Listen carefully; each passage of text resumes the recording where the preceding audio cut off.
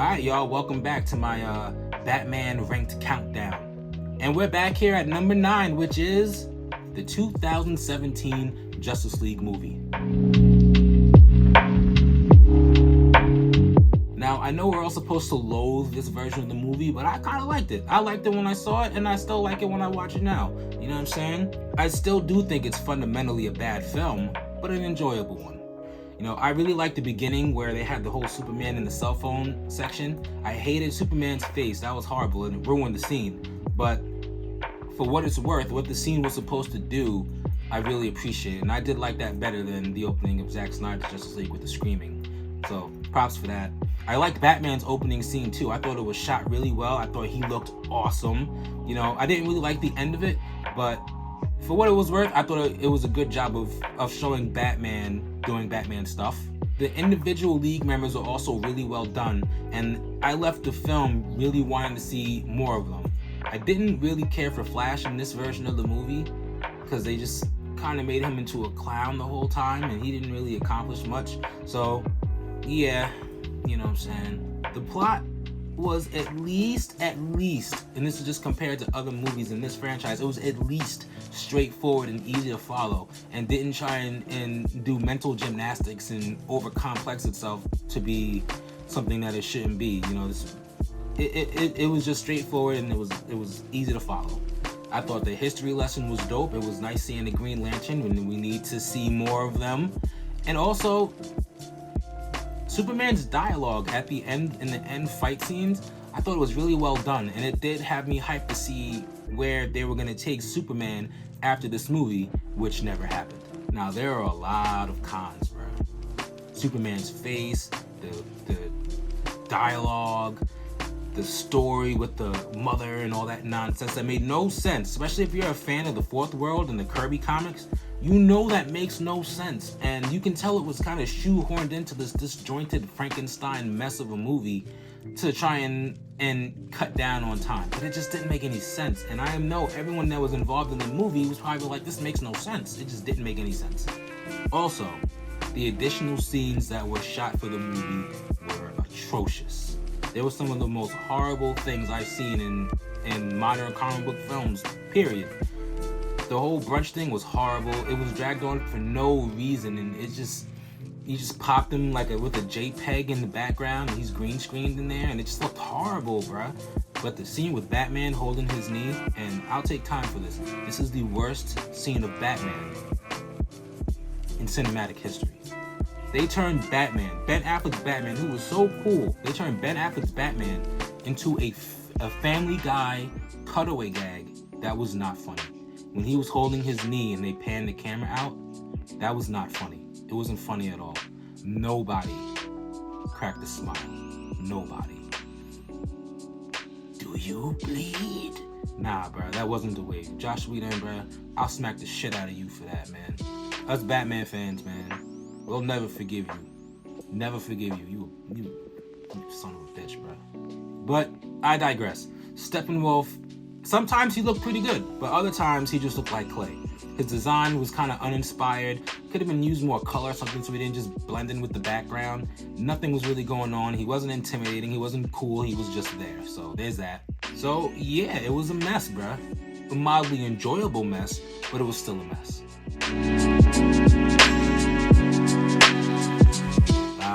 Batman versus Superman, baby. The movie anyone named Byron would die for. The shining hope for us DC fans, circa 2015. It didn't go as planned, but I still liked the movie. I really liked Affleck's casting. I thought Affleck did a fantastic job. I thought he looked great. I thought his acting was top notch. I thought he was great. He was a really good Bruce Wayne. He was a good Batman too, sometimes. I thought he played the part of this psychologically unhinged Batman really well. Even though when he was Bruce Wayne, he just kind of seemed normal. When he was Batman, he was bugging a bit. We'll keep that for the cons, though. Jeremy Irons was fantastic as Alfred, and I thought that him and Bruce played very well with each other, and it felt very natural.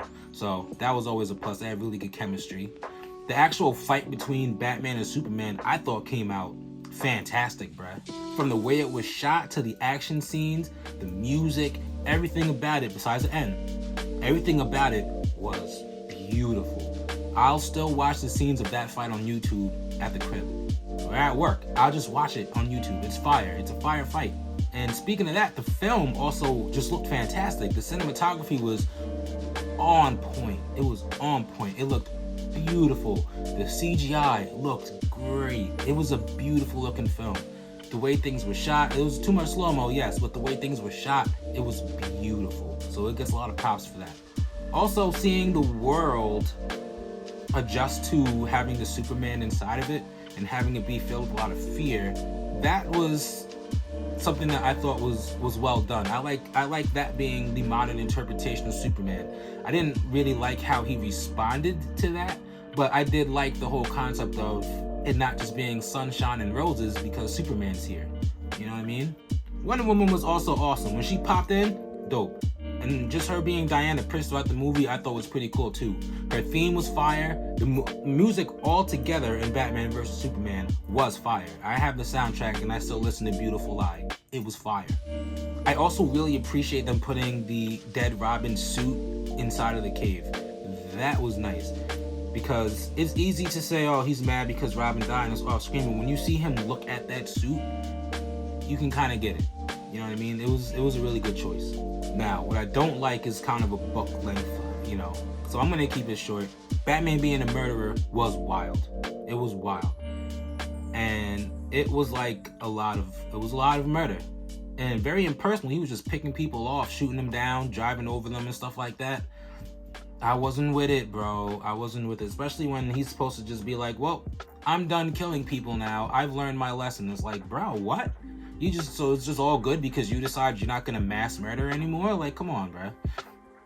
If you're gonna stick to it, stick to it. But so you're just gonna be not held accountable and just gonna go about and live your life and be good. Okay. Clap Lois Lane's cheeks, have babies, whatever. Nah, bro. That's weird. And also the fact that aside from seeing Batman murdering everybody, you didn't really get to see much of him outside of that. There was a lot of Bruce Wayne. It wasn't a lot of Batman. And I kind of wanted to see a lot of Ben Affleck's Batman. And I feel like we didn't get a lot of him in this movie. So there's that. Also, Batman is an idiot because how Lex Luthor trick you, bro? Some envelopes and nonsense? Come on. And please don't try to explain it to me in the comments. I already know. It was asinine. Especially because they tried to like kind of shoehorn that Bruce Wayne was being tricked by Lex Luthor into the movie. He did not need to be tricked by Lex Luthor. He had a perfectly valid reason, you know, in his head for taking down Superman. He didn't need a push from Lex Luthor. He was pissed off already. He hadn't been threatened. He don't need this forced fight with this man. You know what I'm saying? So what is going on here? Also, the whole Batman-Superman conflict made zero sense because Superman investigates him. We're not going through the cut that was in theaters because that was trash. But Superman investigates this man. He sees the body count just in prison from him branding people like a lunatic.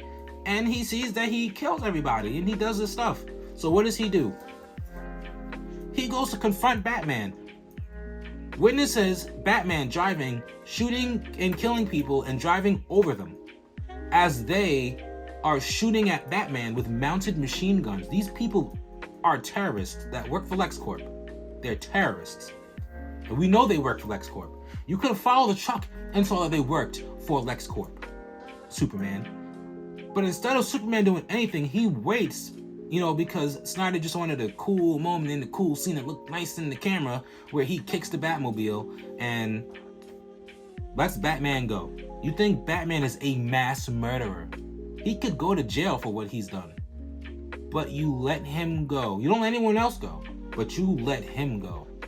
It doesn't make any sense. You are Superman. He is a mass murderer. And you just let him go. And not just him. After Superman flies away, he let the truck that was shooting at Batman go as well. The truck with the mounted machine guns on top, full of terrorists, got away. Because Superman did not bother to follow them. Superman could have literally stopped them or followed them to LexCorp and be like, it's LexCorp. But no, he goes home. Because the person who made the movie wasn't thinking. It was all about cool moments, cool scenes, YouTube shots, clips. But when it comes together as a whole, it falls to pieces. So yeah, I spent a lot of time on that, so I'll just say the Martha scene was trash. I don't need 1,000 comments. Superman being a bitch the whole time was trash, and it did hurt when he finally died because there was no build up to be upset about it. It was just something that they wanted to do, and also it's so early in his movie career. It's like, all right, so I guess he's coming back the next time we see him. Okay, so there's that. You know, there's a lot of fundamental issues with this movie with a beautiful coat of paint, and the paint's pretty beautiful, bro. I'm not gonna lie, and I will still watch it because of that paint, but I can acknowledge that it was a bad movie. Now we finally have the movie everyone was crying for on Twitter, Zack Snyder's Justice League. I really like Zack Snyder's Justice League. Obviously, it's pretty high on the list. So one thing I really did like was, you know, a small scene, and it was the Wonder Woman fight scene when she was, you know, during the hostage situation, and the choreography with how she fought was really well done, and that's definitely one of Zack Snyder's positives. He's really good at that, and I know he beats his meat to slow-mo, but when he does scenes where they're moving at super speed without the slow motion, it looks so cool. When she was at super speed beating the shit out of these guys, it was fire, bruh. It was dope. It was dope, bro. But we're gonna go back to the scene in the cons too. I thought this movie did a really good job also with Cyborg and his abilities, and seeing him kind of find himself and see his place in the world. Even though finding your place in the world doesn't mean that you have to accept the things that happen to you as a pure positive, because he still lost a tremendous amount, and they don't sugarcoat it. So I thought that was really well done, and it was a positive. I thought Steppenwolf's design was pretty cool too. You know, at first, like I said, I'm a fan of the Kirby and the Fourth World stuff, so I wasn't really feeling it because I didn't like the whole taking the thematic approach of having the bad guys look like bad guys, when I like in the comics how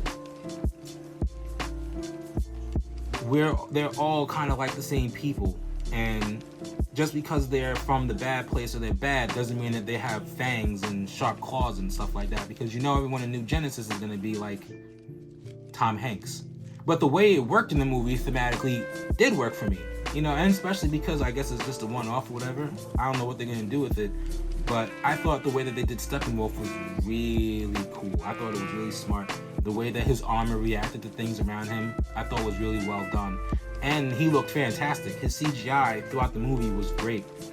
Beautiful. The only time the CGI was kind of choppy was during some of the Flash stuff, but it still looked great. The whole movie looked, for the most part, looked fantastic. You know, when Steppenwolf came, he had the whole fight with the Amazons. That whole fight sequence, while it dragged a bit and could have been cut out, you know, a little bit, I thought it was dope. I thought, you know, it made sense how they tried to get rid of him, and the surprise when he came back. It made a lot of sense, and it was cool seeing Amazons hold their own and not try to outbrawn him. You know what I mean? I thought the first Flash scene was a little weird, even though a lot of people didn't like the whole hot dog thing, because I guess it was a little bit of comedy and camp. But you have to remember that he took that hot dog because isn't Flash technically homeless? He lives in like some self-made shack. He's homeless, bro. So seeing him progress and what he's giving up to do what he's doing is pretty dope.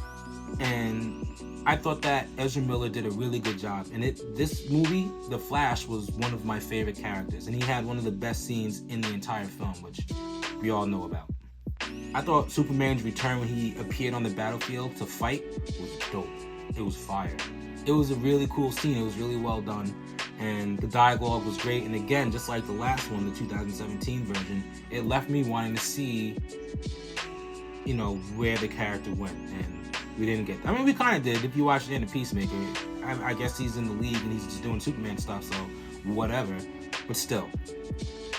And speaking of that ending, the whole end fight was really well done. The whole thing was dope. Poor Batman wasn't really involved that much, but I thought it was dope.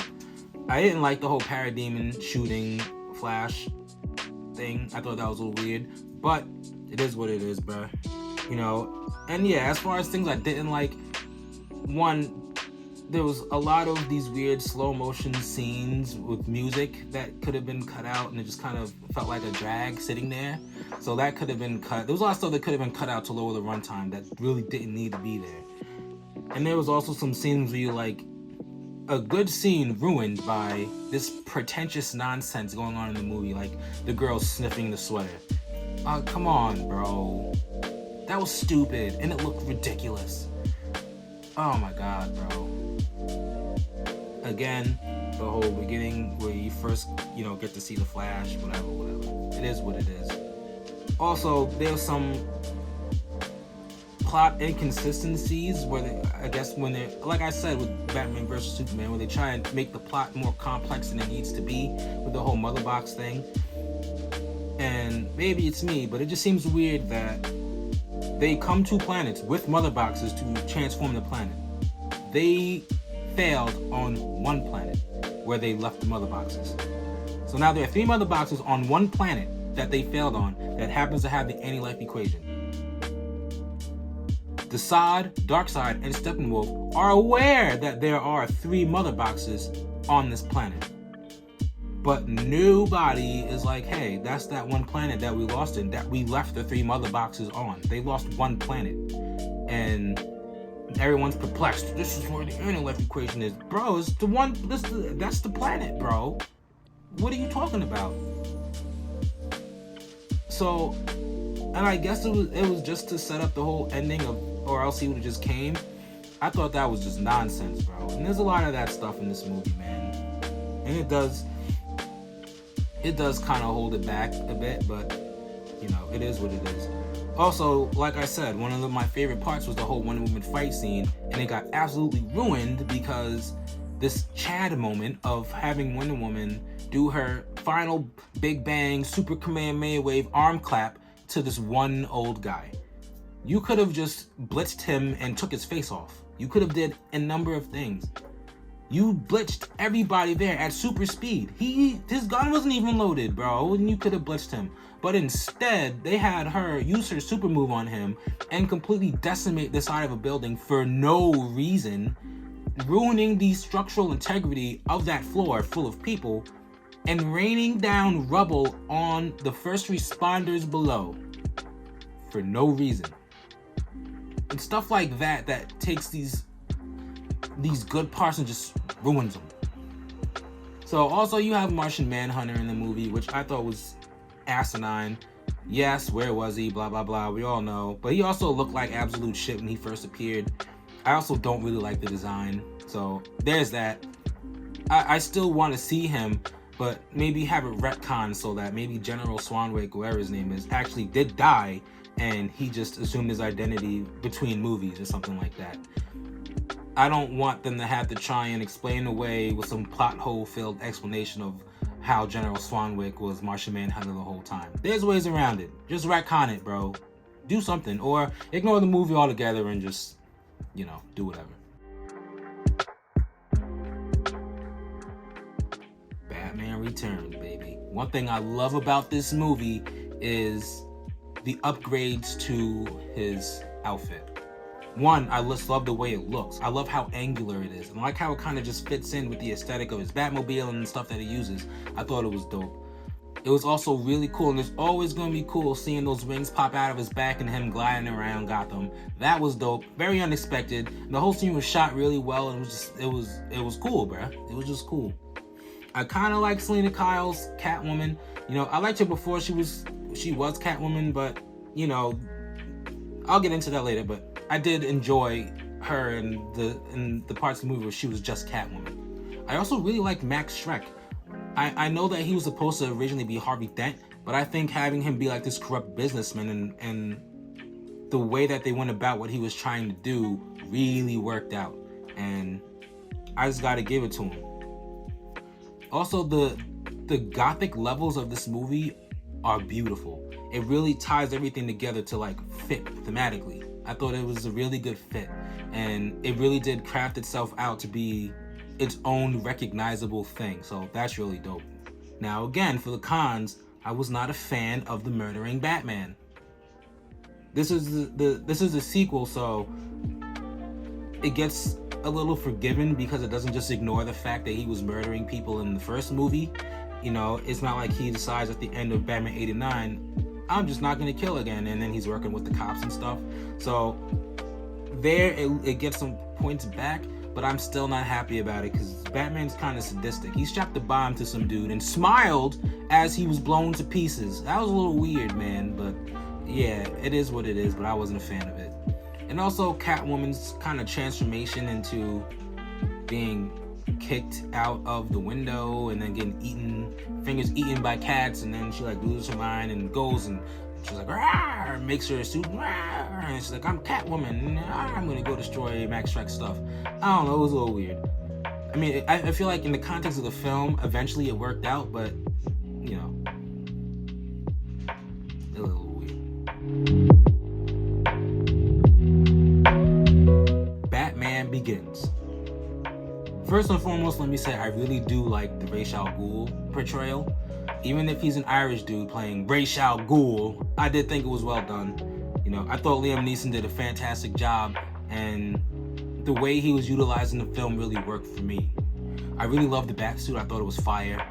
And where there is a bit of an over-reliance on Lucius Fox, it was nice seeing him, you know, take these unfinished aspects and turn them into Batman. You know what I mean? At least where the suit's concerned. And I thought it worked out really well. And it had some cool scenes, especially with anything that involved the gliding was cool. It was cool seeing him glide, especially when he like hints to Rachel that what his identity was, and she's like, Bruce? And his response is to just leap off the side of this building and fly away. That's dope. And I wish I could end any conversation like that, to be honest. I thought Scarecrow was really well done too, and how they didn't use him in a cheesy, campy type of role, but they still made you understand that this is a Scarecrow, and he's a creepy dude. I love how they use him, and I loved how they brought him into this universe. Now they kept him around too. It was obviously it was nice seeing Batman's roots before he put on the cowl. You know, especially when you see the aspect of him trying to understand the criminal element and why they're doing what they're doing. Even though that's a kind of an element that wasn't really explored or used after he became Batman, but it was cool seeing him learn about it. And of course we have Commissioner Gordon, who is Gary Oldman, the perfect casting. He is a perfect cast in everything he's in and everything he does. So it's no surprise there. If you cast Gary Oldman in a role, he's just gonna bring a 10 out of 10 performance every time. And he did. Now, some of the cons, again, is just the over-reliance on Lucius Fox for his things. Need a car? Oh, does it come in black? And then you have a Batmobile. You just kind of get things. You build these ideas off of stuff that's already there. It's not all a concept. So, it's a problem more so in the other movies than this one, but it still exists in this one too. Also, there's a whole aspect of when he decides that he's gonna do this whole Batman thing, he just kind of is really good at it. I'm gonna do this whole fake Playboy thing. There's no adjustment time. He's just this perfect Playboy Bruce Wayne out of nowhere. He gets this tank and he just knows how to drive it through the city. Like there's no error, no failure. There's no time to pick himself up. You know what I mean? He's just I feel like the movie kind of rushed him into being the status quo Batman. And that kind of went against the whole grounded aspect of it a little bit, but it's still a great movie. And as far as the Batmobile, where I think it's, you know, visually I think it's cool. Practically, I don't know. Driving around a tank as your Batmobile is a little weird, unless you're only bringing it out for like war, but it's just so big and it's a tank. You know what I mean? So I thought that was a little weird. This is not like the 89 Batmobile, which was fire. And also, which I thought was extremely weird, was how in the beginning he didn't want to kill that guy. But then the guy was tied up and he set the whole place on fire, and I think he let the guy loose, but the whole place lit up and Ra's al Ghul barely survived. So I don't know. That was a little weird. It's a little weird, Batman. A lot of people might have burned to death in there, so there's that. I'm sure the movie can just be like, everyone survived, but it didn't. So, yeah, we're down to the last 4 movies. This was number 5. What's number 4? I guess you're gonna have to check out the next one to figure it out, all right? So thank y'all for watching. I'm gonna catch y'all on the next one, all right? Peace.